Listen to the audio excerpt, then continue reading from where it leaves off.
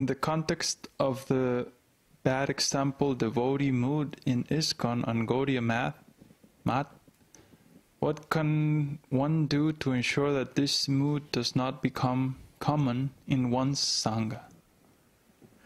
Well, what we're doing is that we're trying to emphasize, consistently emphasize, the inner teachings of devotional service. That we don't just say, okay, do this, do that, chant this, eat that, do this ritual, do that ritual. We're not emphasizing that side of the teaching as much as the understanding of why and how we perform devotional service. We talk a lot about consciousness, we talk a lot about ontology. We more or less assume that you're going to read the scriptures. You pretty much have to read the scriptures to know what we're talking about at all. And of course we have lots of courses in the Causeless Mercy Vedic Library on the site. So all that material is there. Now, what does it mean? How can I understand it? How can I analyze the meaning of those scriptures? You see? If we start to understand on that level, then we will avoid these tendencies towards mundane religious sentiments and like that. Just like we were talking last night. The second chapter of Bhagavad-gītā, Arjuna asks, how can I recognize someone who's in transcendence? How does he sit? How does he walk? How does he speak? How does he talk? So Arjuna is asking from the external point of view, but Krishna answers from the internal point of view. A man who is in transcendental consciousness has no desire for material sense gratification. He's detached and he's not disturbed when there is suffering, and he's not elated when there is happiness. You see? The psychological platform. The platform of consciousness. So we are also instructing our students to view devotional service from the platform of consciousness, from the platform of the inner self. And the outer part is just preliminary. And we say this again and again and again, and we try to emphasize it over and over and over so that our students develop this attitude. You see, in ISKCON and similar societies, the reverse is true. They emphasize the outer. You get up at this time, you show up in the temple room dressed in uniform with tilak, and then you go through this ritual, 2, 3, 4. It's always the same every day. Everybody stands on the same square in the temple room, and then you chant your rounds, hut 2, and Oh, I didn't even get to that yet. Sell lots of books, collect lots of money. It's like they run through the morning program it's like clockwork, It's this mechanical thing. You get up, go to the temple room, do all this stuff. Chant your rounds as fast as possible. Get out there, wolf down some prasadam, dive into the van, go out to the lots, sell the books, collect the money. Oh, man.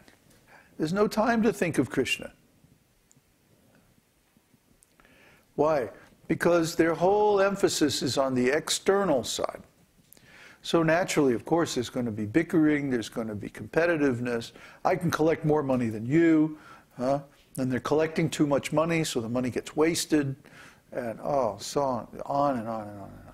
But it's all due to a wrong attitude, a wrong viewpoint, a wrong understanding of the teachings. You have to see things from the internal point of view, from the spiritual point of view, not from the external point of view, or you're always going to be stuck on the religious platform, which is basically the material platform. You're not going to be able to transcend that and actually attain the spiritual platform. So this is critical, this is crucial. Even if you can't follow all the rules and regulations of the external part. If your attitude is right, you'll make progress. You see? It's really a matter of having the right attitude. So we would much rather see somebody with the right attitude whose practice is a little weak than somebody who is practicing all the things perfectly like a robot. And they're not even thinking about their attitude. Because then as soon as there's any little problem, they're going to get into projection and blame other people and start bickering and fighting. And then you get a bunch of people like that all in the same temple, and it's hell. It's just hell. I've been through that. I've been through years of that. And when I founded this preaching mission, I was determined that it was not going to wind up like that. So I did a lot of research and a lot of thinking of how it could be done better. And the conclusion I reached was very simple. We just have to follow the actual teaching. The actual teaching is there in Bhagavad-gītā on every page. You don't look at the outer qualities of a person. You emphasize the inner quality of a person.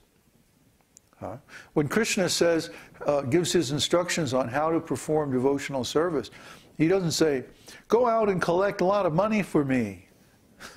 He says, no, think of me. Man-mana bhava mad-bhakto. If you want to be my devotee, think of me. Madhyaji magnamaskuru.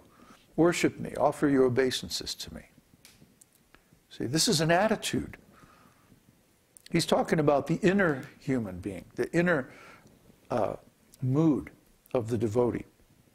And we should see everything from that platform, not from the external point of view.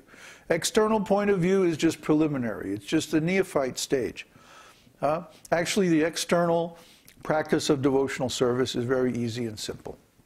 You get up early in the morning, you practice, you take a bath, you chant your mantra, you stay clean, you have a simple lifestyle, and you eat simply, you do, whatever your devotional service is, and you don't bicker, you don't complain, you don't get into big controversies with people.